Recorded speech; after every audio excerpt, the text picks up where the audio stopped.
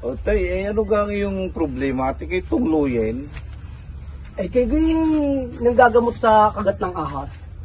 Oo, nanggagamot ako sa kagat ng ahas. Bakit? Nakagit ka ng ahas? Ayaw ka na kanina'y nangangahoy. Oo. Biglang lumabas na ahas. Tako. Ay nung tatagain ko ako'y nakagat eh. Nakaim ko, mahaba yan. Ay kaya nga ako'y pinapawisan na eh. Alam mo, ako'y expert dyan sa mga kagat na yan.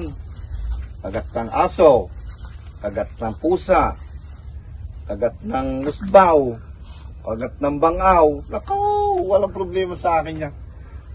Sinisipsip ko lahat ng kamandag yan, kahit sa buong katawan.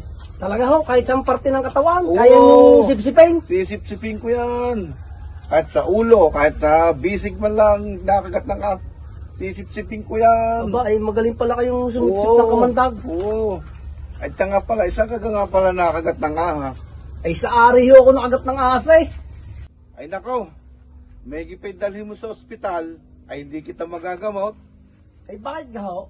Hindi ganyo masisipsip ang kamandag. Ay hindi ako sisip-sip niyan.